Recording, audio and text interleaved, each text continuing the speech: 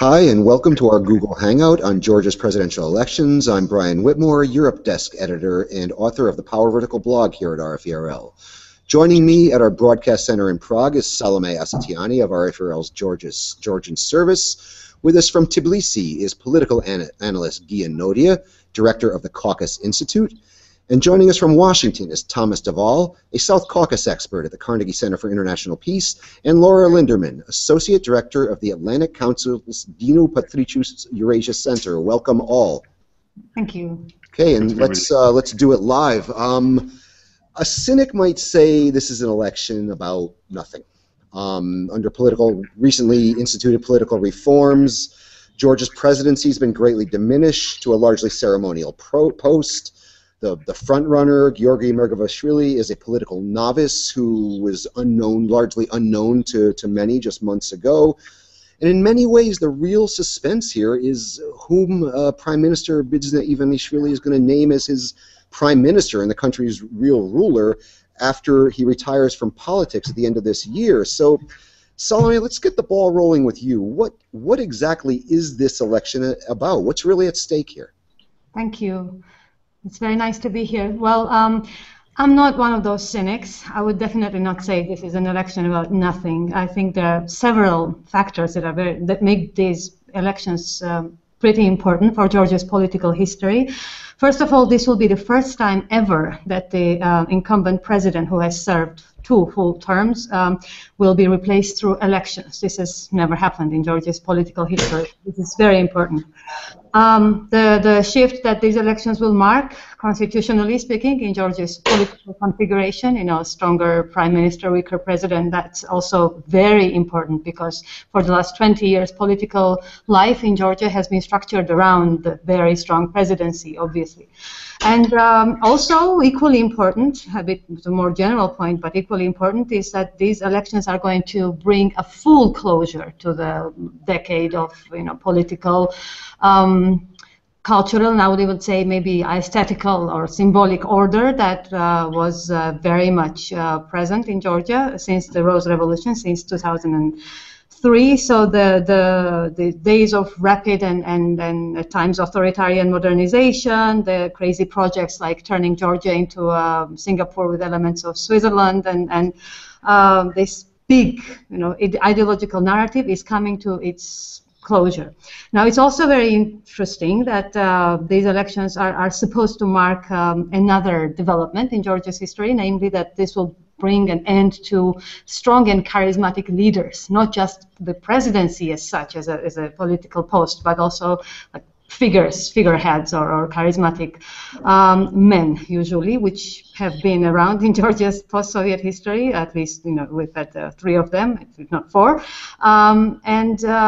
this goal has been very explicitly stated by Ivanishvili himself, by Margvelashvili, that now Georgia is entering a new era when we will have more sort of technocratic government, less stress on personalities, more stress on institutions, which is very interesting and all very nice. Of course, there are critics who are saying that it sounds, of course, nice, and who can object to that, but it's taken into consideration Georgia's specific, context or specific situation Georgia is in right now. Perhaps it's a bit premature, or it has certain dangers if we will be really left without strong decision-making figures. I mean, not like strong men or strong leaders, which smacks of authoritarianism, obviously, but like decision-making power, because of course there is lack of political institutions at home. A lot of reform has to be done. The geopolitical situation is very unstable.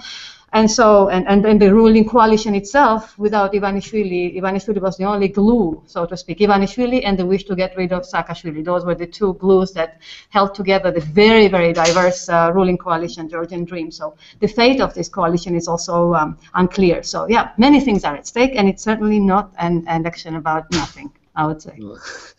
Thank you, Salome. You've certainly given us a lot to chew on. And to sum up everything you said there, I mean, it sounds to me like you're saying this is a transitional election in a lot of ways, no less so than the recent parliamentary election that brought Bidzina Ivanishvili to the prime ministership.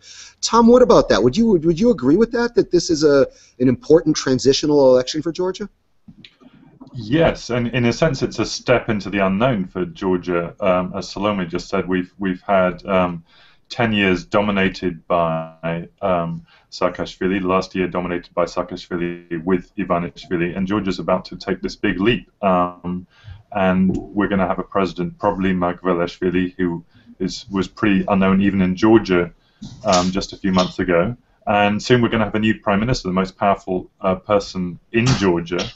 Who is, again, we don't know who that person is, and it's going to be probably one of the current ministers. It's going to be also someone with virtually no name recognition. So Georgia's, as we know, a country of extremes. It seems to be going from a country where politics has been monopolized by one or two people to this kind of huge pluralism. I see the kind of paradox of Georgia over the last few years is that the Western-educated lawyer Saakashvili was actually the kind of the good manager with authoritarian tendencies, whereas the Russian oligarch Bidzina Ivanishvili has been not a very good manager, but has actually ushered in this period of democracy.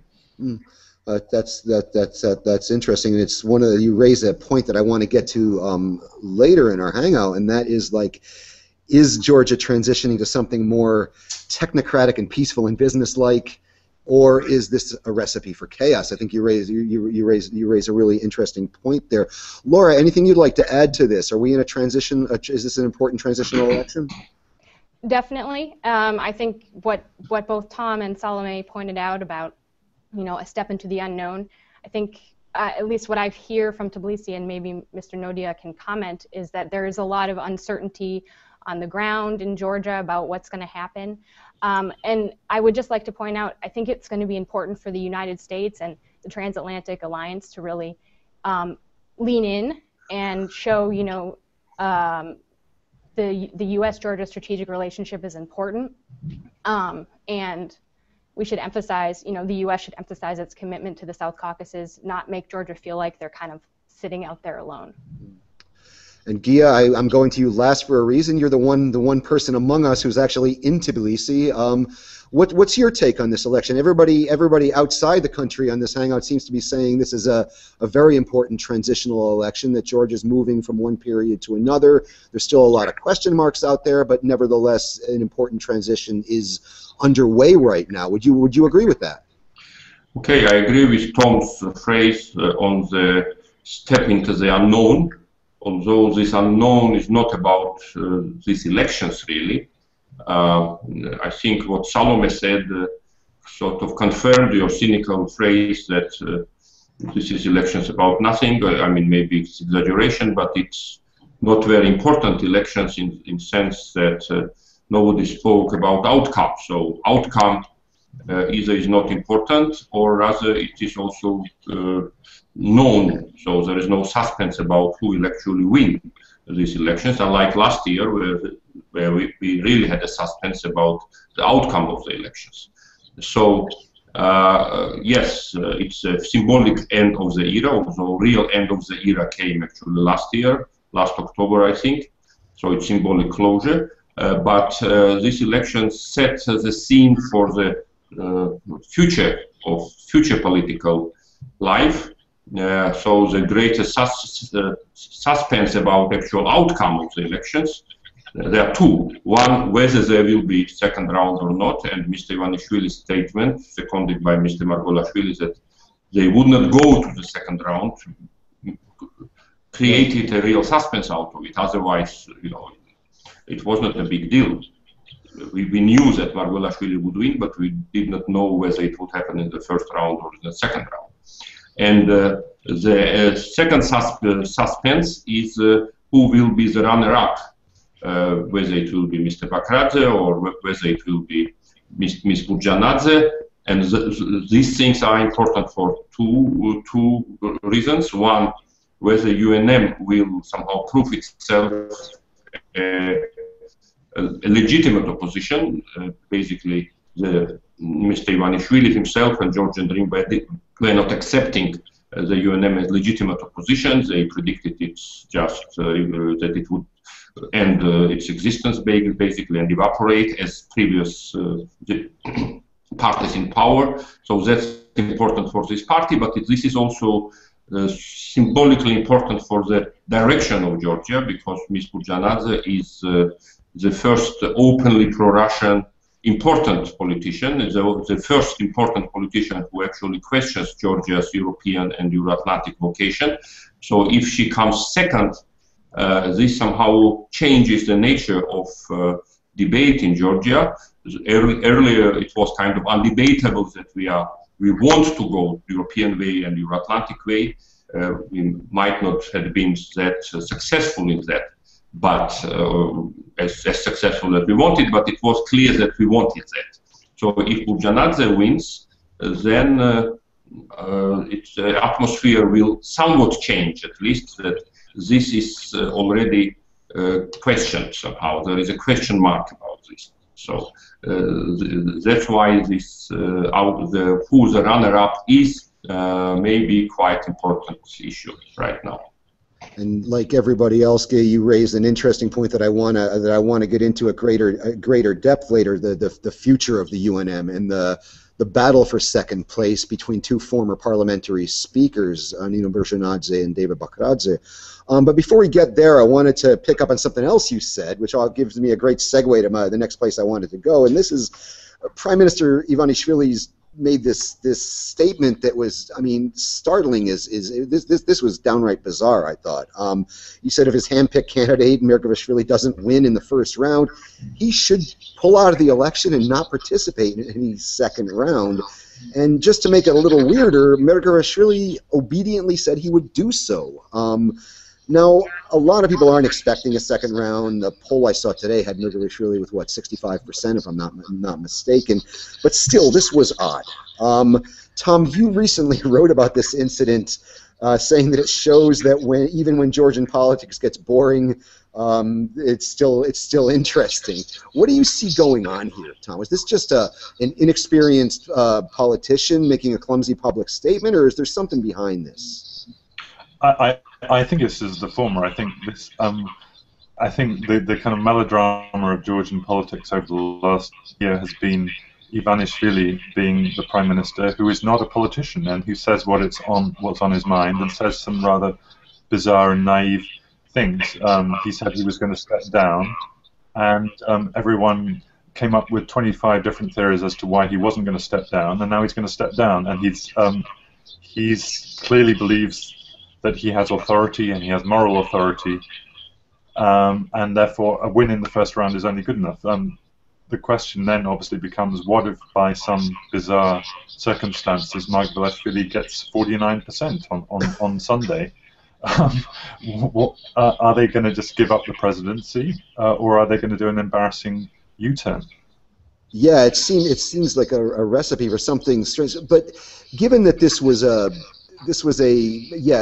comment by an inexperienced politician who often makes gaffes in public, there still had to be something behind this, Salome. Did you see any reason or ulterior motive here, or was it just clumsiness? Well, just very quick response would be, of course it was very startling and very disturbing, and of course this does add a significant new dimension of uncertainty to what's going to happen on Sunday. And this also shows a startling lack of disrespect for electoral procedures, I would say, even for democracy, the process, because you don't just say, I'm not going to participate and I'll pull out and that's it, because especially in a situation like this. Now, of course, if you again contextualize it a little bit, and if you why was this said? One very simple answer would be to mobilize the voters, who might think, as Ghia was describing, that the outcome is already determined, so there is nothing to worry about, and not be active enough to just go out and vote. This would be one thing. But another thing, another reason how Margvelashvili, the candidate himself, is trying to somehow phrase it or represent it, is that this is this will be a choice between the dark repressive past, dark repressive culture of Saakashvili's years and the new democratic, freer order. And he is trying to say that he has so much confidence in his voters that they will make this the right choice, what he thinks is the right choice, that there is going to be no second round. And that is why he's saying that if it comes to it, then this will be such a disaster of the choice between value-based choice, value-informed choice, so to speak, that he would not want to participate. But of course, this is a very irresponsible statement, very immature statement, I would say, and also the fact that Ivanishvili was the one who first brought it up, and then within hours, Margvelashvili repeats word by word that really he's anyway considered, he was a political unknown, obviously, and he's made into a figure and candidate only because Ivanishvili likes him, because there were some other stronger candidates in the coalition like Asatiani and others. And now him repeating it within like an hour, I think, or even less, made it kind of, it was not a nice sight. No, it was certainly odd. Laura, how is this received in Washington? It certainly was a weird thing to say. Yeah, I think it was received with a lot of confusion, sort of like Tom mentioned, we see these statements from the Prime Minister that he interprets as just naive, and he's saying what he thinks. He's not a politician, and I think to practice Washington politicians, it's a really confusing thing. They can't understand that it would just be someone saying what they think.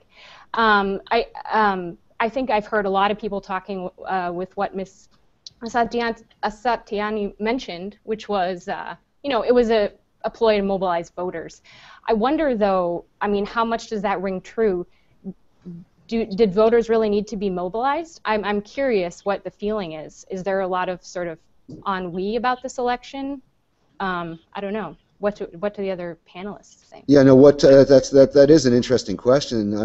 What does turnout look like, and does it look like we're going to get a high or a low turnout in this?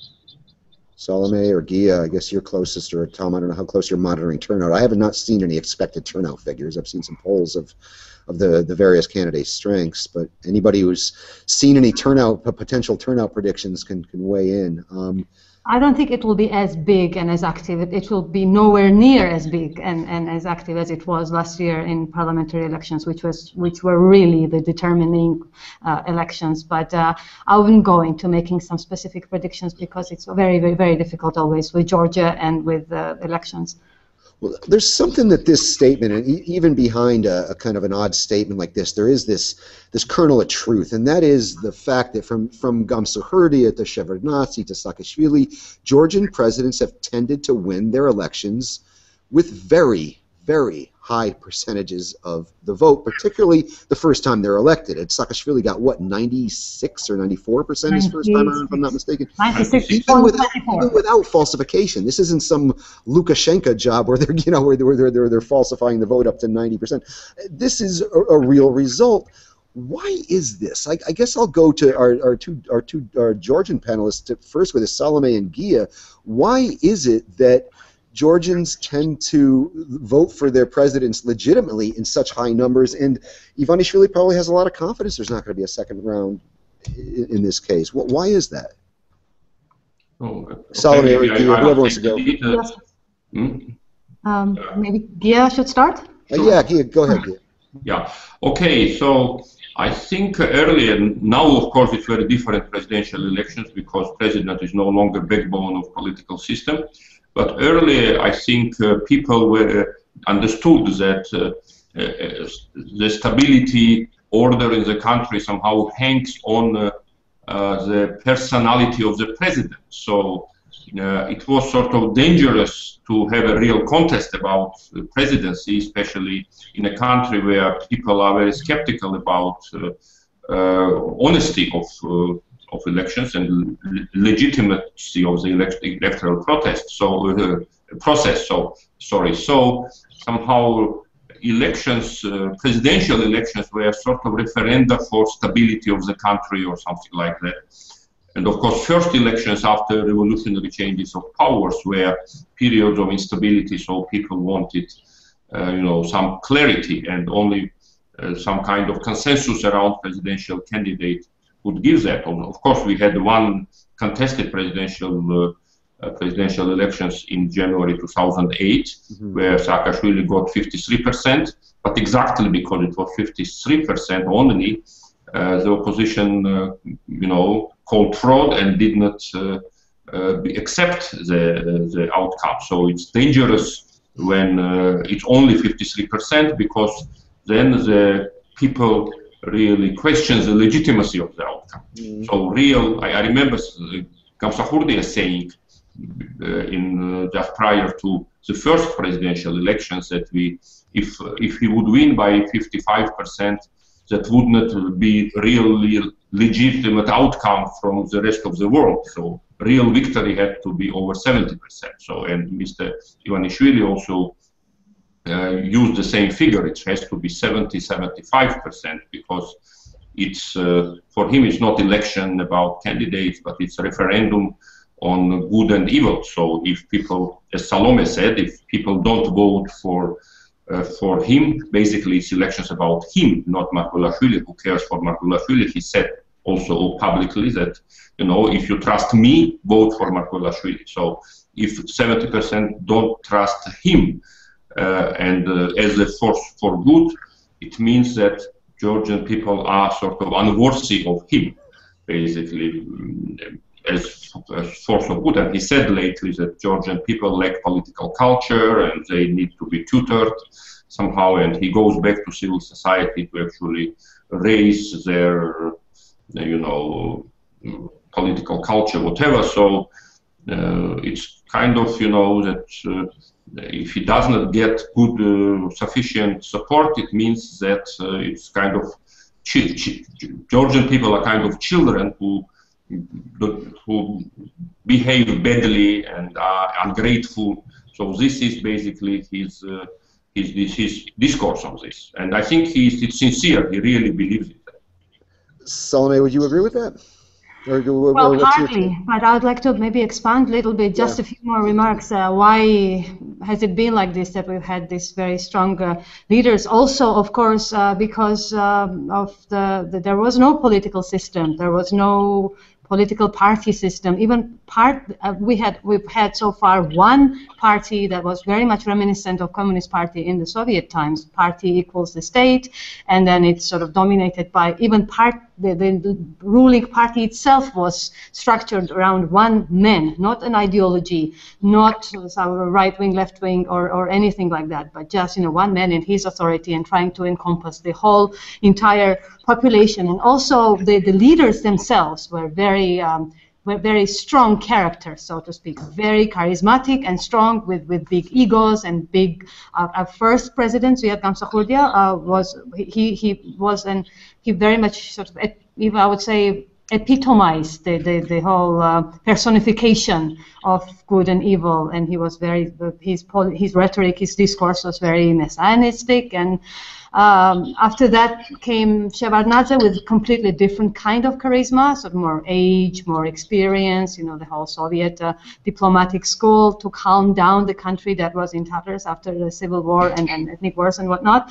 And then Shevardnadze got elected 74%, I think, the first time, and 80% the second time. And then, of course, came Saakashvili, Saakashvili is also sort of the epitome of a charismatic leader, of course. And he got elected with 96%, an absolutely mind-blowing figure. He set the record, so to speak. So it was a combination of factors: unstable political landscape, non-structured political parties, very masculinist also culture, very patriarchal masculinist. When the legacy of Stalinism is also played also a big role, I think.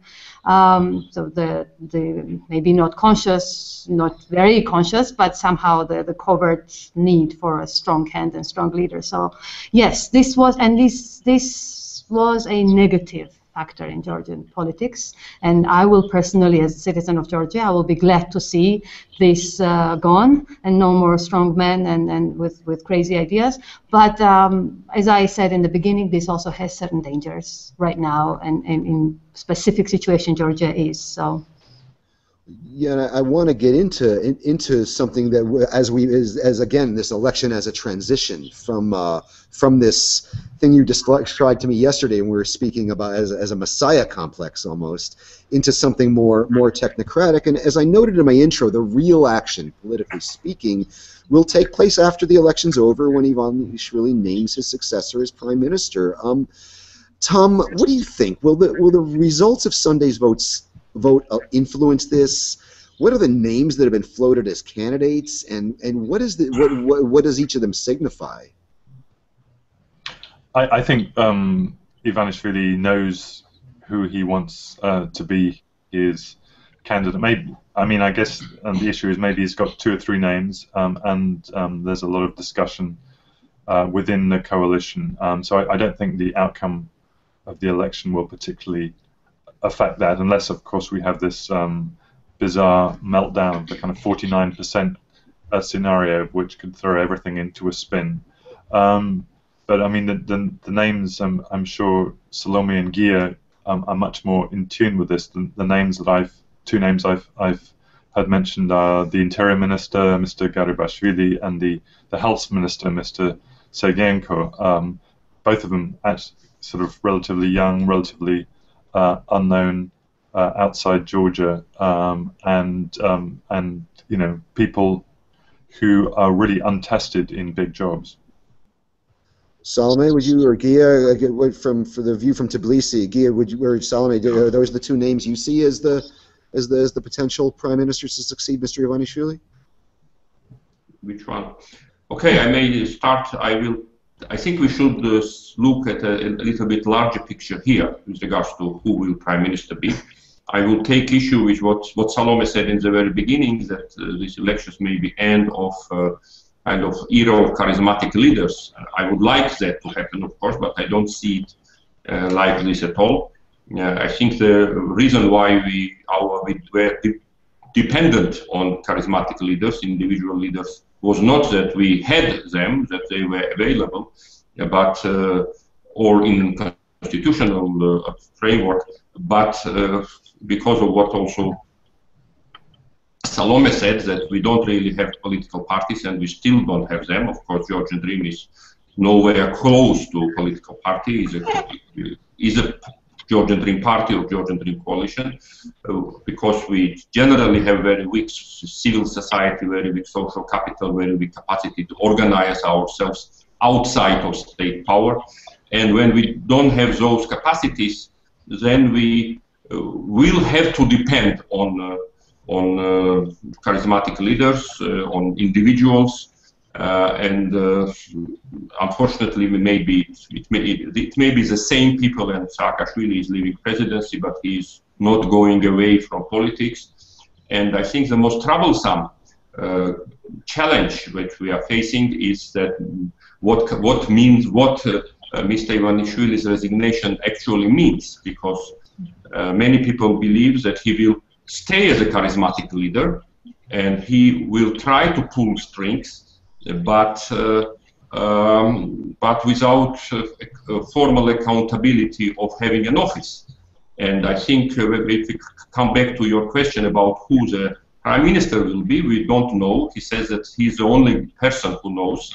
Maybe his wife also knows, we don't know about that, but certainly nobody else. And that's also very weird, I would say, and very troublesome, that he says he's resigning, but he has the power to appoint prime minister, and he does not need it. Formally, it's coalition, right? Although, for fairness' sake, we have to also mention maybe that the Speaker of the Parliament has said that if they don't like proposed by Ivanishvili, they're not going to vote for him. I think Mr.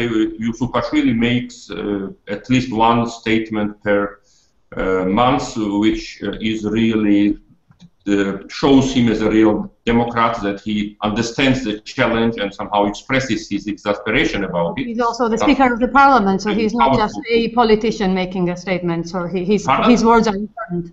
He's the Speaker of the Parliament. He's not just one. I know, but The fact of the matter is that, you know, Mr. Ivanishvili makes those statements, and he also made a statement which is no less troublesome, I think, than, no less weird, that the statement about the second round, of not going to second round. He also said that he knows for sure that the cabinet will stay the same. Maybe one minister will be replaced, maybe not, and it's also dependent on him. So whoever will be prime minister does not really matter, because this prime minister will not have a power to form a cabinet. And I'm happy that Mr. Usupashvili and there may be some other people in the government understand that it's weird in the ruling coalition, but still it does not change the situation. So this is an indicator. We don't know what will happen actually after his resignation, but we think that he will leave the country sort of to some kind of caretaker prime minister, who will be one of his lieutenants from Kartubank, or his personal physician of his, Mr. Sergeyenko, or somebody like Mr. Varibashvili or Kurikashvili, also is Minister of Economy, also from Kartubank, some political non-entity who he will somehow guide as a, you know, civil patriarch, what one would say. That's a scenario. I'm not saying that that's what will happen, but my impression is at least that that's what he envisages, and that's the real problem, I think, if that happens. Salome and Ghia are raising. Salome and Ghia are both raising what I think is a couple of pretty important issues that I want to get to really briefly. First, being what will be Mr. Ivanishvili's role after he retires from politics, and secondly, how stable is this ruling coalition. But first, I wanted to go to Laura with a question in Washington, where a recurring theme we keep getting here is the weakness of Georgian institutions. Now, you worked, as I understand, as a Peace Corps volunteer in Georgia before you'd been in a previous life before your current job. What can you say about the state of Georgian institutions, Laura? And do you see them developing and getting stronger, or do you see them remaining weak? Well, that's a really interesting question, and it sort of ties in with the past year and cohabitation, in the sense that finally, when we saw such a big shift from Saakashvili to Ivanishvili and a change in government, the role of institutions sort of came to the fore, and their importance in being, you know, where they were strong or where they were weak became very apparent. And I've heard, you know, a lot of analysts mention the fact that because they had the switch in 2012 parliamentary elections, things like the judiciary were sort of necessarily somewhat more independent than they were before, because they had been under such control of, you know, the previous government. And then with a switch, you know, they weren't immediately, you know, some of these democratic institutions had been put in place, and they took on that life, and they continued to develop.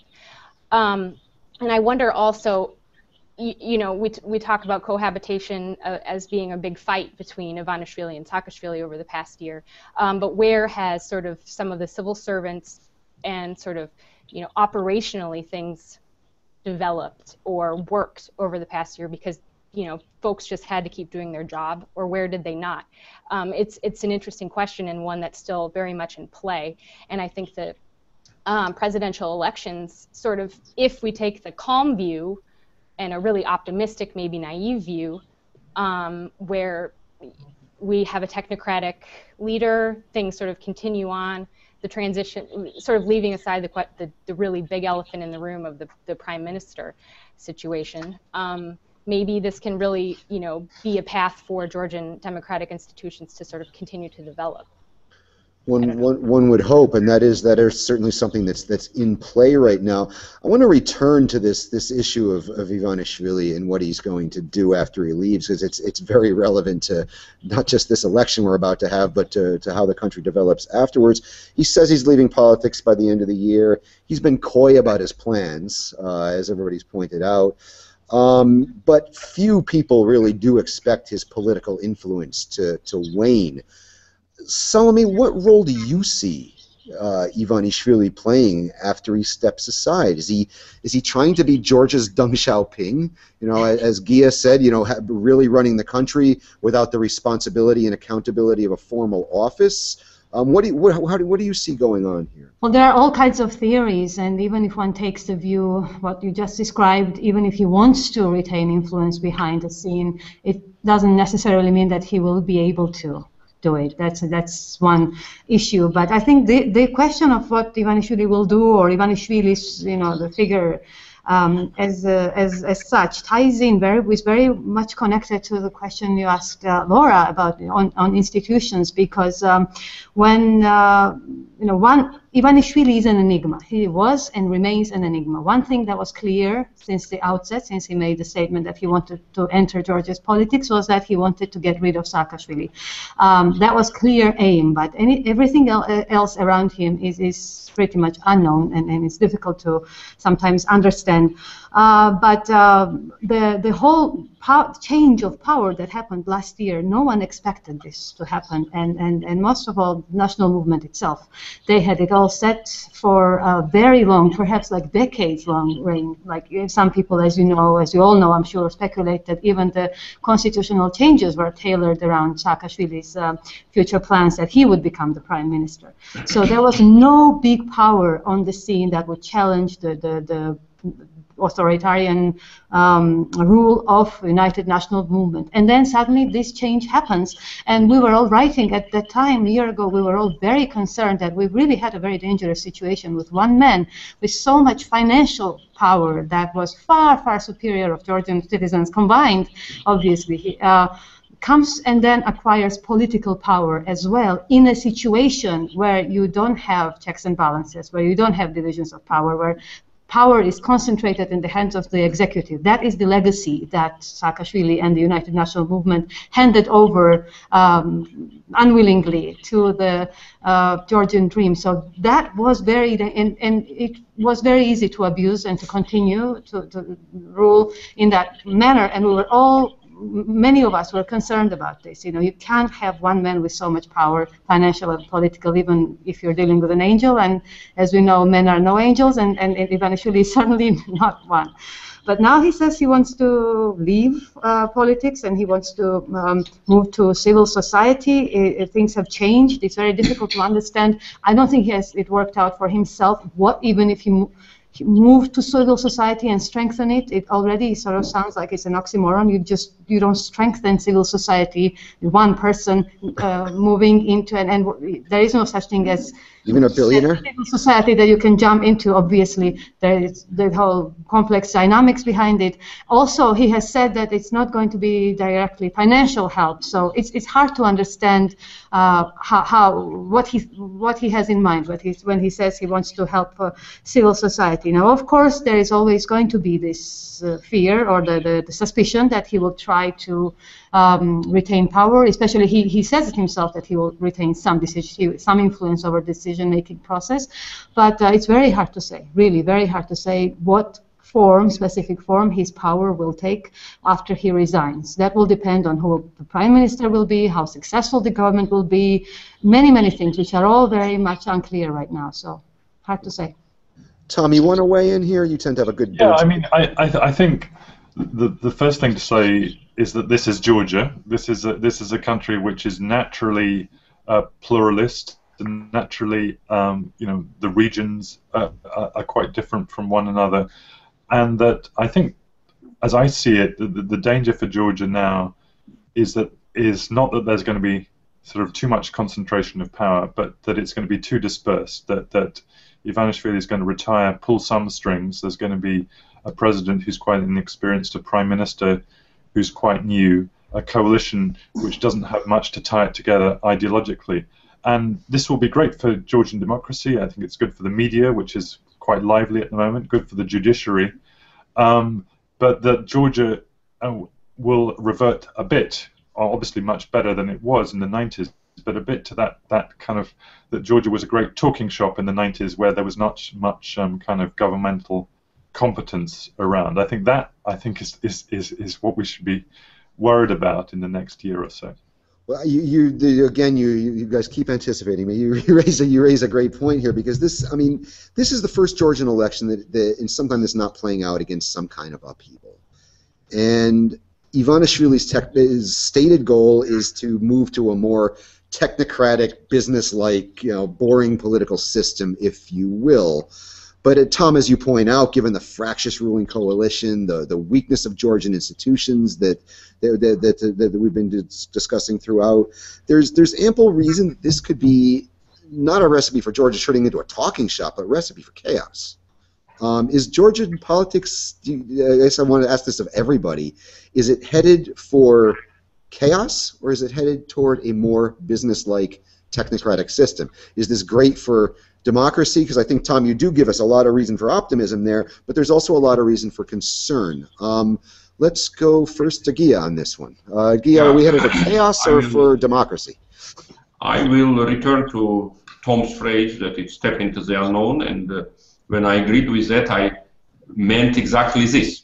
I also agree with Salome that even if Mr. Ivanishvili envisages his future as some kind of Georgian Deng Xiaoping or civil patriarch or whatever, able to run the country from his own palace, it does not mean that he will succeed in that. It's very difficult to rule Georgians, and so if you don't have formal power to fire a minister, that minister or prime minister may get out of control. That's absolutely true. But whether it will be ultimately good for democracy or it will be chaos, for me it's very difficult to predict. Maybe yes. We certainly have a much greater level of pluralism this last year, and maybe next year we'll have even greater pluralism, but which is good for democracy. But there is also a danger when you have a very indistinct political system where you don't have where the real power and constitutional power don't come together, that will go to some kind of chaos, or we will go to some kind of new feudalism when you have one feudal lord which is maybe not completely successful in ruling the country, but still commands the commanding share in the enterprise called Georgia. So, and if that happens, then too much chaos is not good for democracy. I mean, democracy is always messy to some extent, but if there is too much of a mess, then we'll need, or people will need, call for new charismatic leader and a new kind of authoritarian arrangement. So that's yes, that there is a chance for the better in this uncertainty, but there is also there are lots of threats, and we may have it may be a turn to more democracy, but it may be a turn to different kind of autocratic consolidations. That's also possible. Laura, what do you think? Chaos, democracy, chaotic democracy, democratic chaos? Where are we going here? Well, I absolutely agree with my colleagues that it's unclear, and we really could see pluralism that devolves, fractious coalition, power vacuum, or if there's an ability to govern, which Tom pointed out, it's going to be key. Then there is a positive view as well. It's just really hard to tell right now. Salome? I don't have much to add. Yeah, really hard to say. Many things are important. We need, as Tom pointed out, the issue of competence is key, and a lot of competence is going to be needed for internal reforms, institution building, fighting poverty, as well as for big geopolitical challenges, as I'm sure you all know, are intensifying right now around Georgia and in terms regionally in the regional context. So a lot will depend on the issue of competence, and also what will happen to the coalition itself. They're very diverse, temperamentally, ideologically diverse group of political, I wouldn't even say parties, but like groups, whether will fall apart, when will they fall apart. So, it's very hard to predict what kind of form Georgian democracy will take, chaotic or more orderly. No, we've been talking about all of these candidates that maybe they may or may not become the new prime minister, the the Mirgabashvili, the candidate for the front runner for president, was largely an unknown a few months ago. Defense Minister Irakli Alasania was once seen as one of the rising stars of Georgian politics, and many observers expected him to be either the candidate for president or the successor to Ivanishvili as prime minister. What happened to Mr. Alasania? Because there are bigger names in this coalition, not just Mr. Alasania, but he is the biggest name of the ones that many people were expecting to rise to the top around this time. What happened to the more well-known names and the more experienced politicians in this coalition? Why has Mr. Alasania disappeared from the scene? Salome, you want to tackle that? Or Ghia? Well, maybe we should let Ghia start first. Yeah, Ghia, why don't you jump in first on that? Because I already touched on this issue. Okay, there can be only one really big name in the coalition, and that's Mr. Ivanishvili. I think he has very big ego, as we all saw, and although its expressions of that big ego are very different, for instance, from the way Mr. Saakashvili expresses himself, so he would not tolerate other big egos, so he demoted Mr. Alasania, as we remember, first, just because he discussed within his tiny party the possibility of running for president. So he did not even say anything in public, but because he heard rumors about that, he demoted him from office. So he really wants to promote people who are political non-entities without him, as Mr. Margolashvili or future prime minister, whoever will be, and does not encourage any figures who have political ambitions on their own. And he says so. He likes people, in his numerous now interviews, that he likes people that don't like power and who just serve for, out of sense of duty, like Plato's philosopher kicks. And Mr. Alasania is an ambitious person, and he dislikes him. Mm-hmm. Just a quick thing to add to that.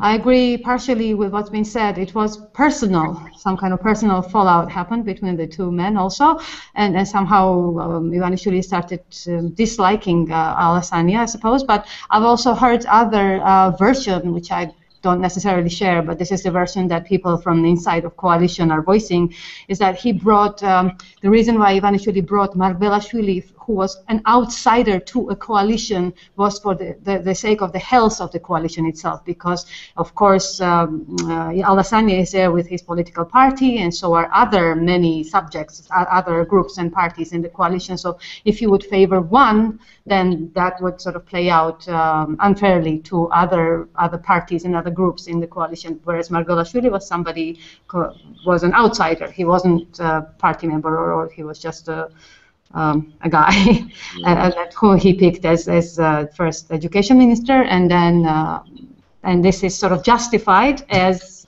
a step for sort of keeping the coalition strong. But as I said, I don't necessarily buy this argument.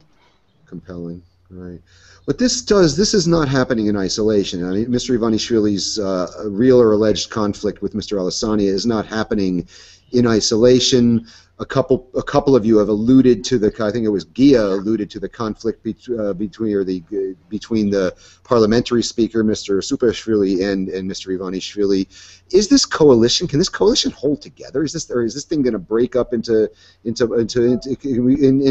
might that be good for Georgian democracy if this breaks up into a multi-party system that is actually viable? Heaven forbid, or heaven help us have, I guess. Tom, what do you think? Well, I think Mr. Ivanishvili's money will still hold it together. That's one thing to be said. I think the sort of modest good news of the last year is that the professional politicians have been the most progressive ones, the ones who've I mean, I think the really good news story over the last year has been Mr. Usupashvili as Speaker of Parliament, and what that's done to the Republican Party, which was the only political party in Georgia which was not dependent on a single leader, which had a kind of collective leadership. And I think Alasania has some differences with the Republicans, but ideologically he's pretty close to them. I can see that in the future they can still work together. And there were some pretty crazy members of the coalition, not to mince words, the National Forum and so on, and they've of course melted away because they're not professional politicians. They don't have anything to contribute. So in that sense, I think we're beginning to see a party system emerge in Georgia. Clearly, what Ghia mentioned earlier, who gets second place in this election, will also be important, because if the Bakradze gets second place, that will confirm that the UNM has a life after Saakashvili under Bakradze, which I think would also be a positive development. Yeah, and that's something I want to get to very shortly, but first I wanted to go to Laura with a question. You raised in the very beginning what's important is that the West continue its strategic partnership with Russia, although we had Ghia saying we have an openly pro-Russian prime minister, which, I mean, he is certainly more pro-Russian than his predecessor, but how do you see this playing out, Georgia, between Russia and the West, if you will, under these new circumstances after this transitional election takes place, when Georgia moves past the Saakashvili era? How do you see the Georgia's relations with the Atlantic community evolving, and with Russia? Sure. Well, I think, first of all, this is where second place is important. If we see Nino Borjanadze's party in second place, and then there's going to be some sort of different sentiments flying around in Georgia. I think, though, if you look at the polls recently, and they've been very stable in the past period about Georgia's headed west. We've seen, the current governing coalition has reiterated again and again Georgian foreign policy. They want to move closer to Euro-Atlantic institutions. The ability to govern, obviously, is going to be really important here in actually getting stuff done. It can't just be a talking point. So I think it goes, the question is, second place is going to play a role. Is there action behind the words, which I think that there is, but that's really got to be translated into actual, movement. And I would urge, of course, as I've mentioned, the transatlantic community to lean in and really show the support for Georgia. It would be great for the White House to invite the new prime minister, sort of once the dust has settled, for a visit to really reaffirm U.S.-Georgian strategic relationships, and how important the transatlantic community feels about Georgia, and really having the EU and Europe take a stronger role there would be, that'd be something I'd really like to see as well.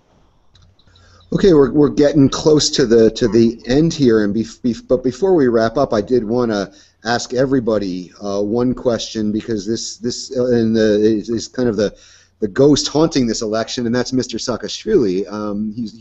He's ruled Georgia for 10 years. He's certainly leaving behind a different country than the one he inherited. And as we move forward, what is Saakashvili's legacy? Because we are nearing the end, one way or the other, of the Saakashvili period. We're going into the great unknown, and we're leaving the great known. Salome, why don't we begin with you? What do you see the legacy of Mikhail Saakashvili for good and for bad?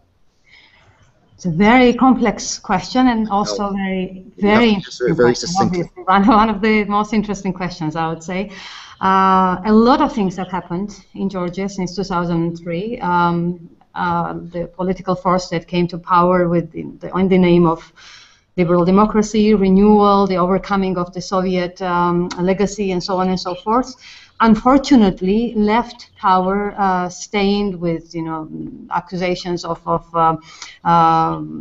abuse of power, and even as a force that as a minimum didn't prevent and perhaps even sanctioned the practice of torture in Georgia's prisons, because, as you know, the torture and the torture videos were the most important issue in the last year's elections. So many things have happened, of course, from 2003, the big enthusiasm, Misha getting elected with such a big mandate, and today when he leaves power and leaving behind a very sort of divisive legacy.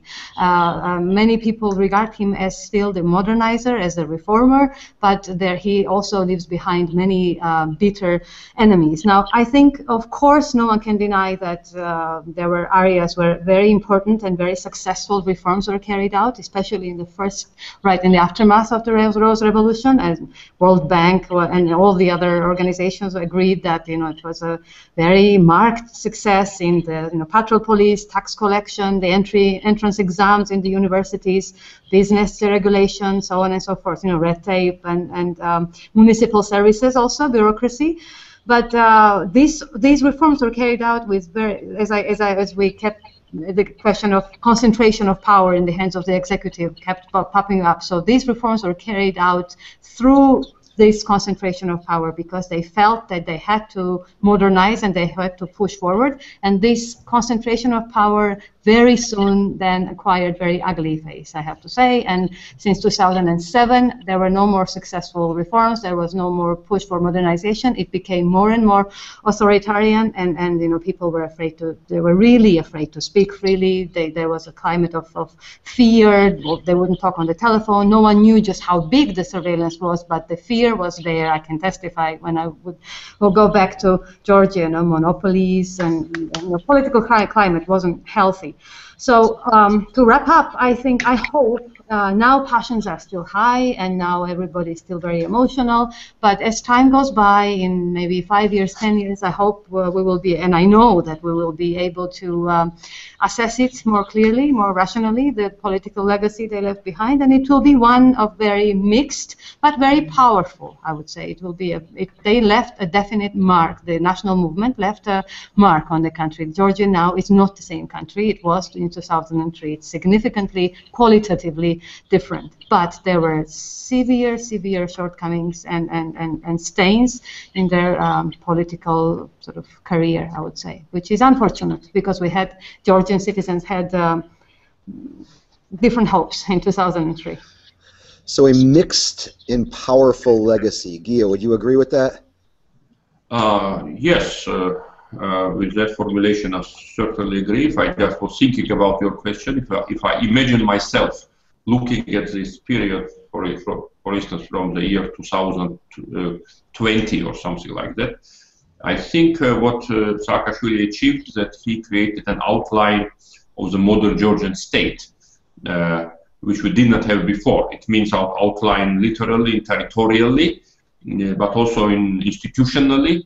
And hopefully it also really set the country on the track to becoming part of Europe.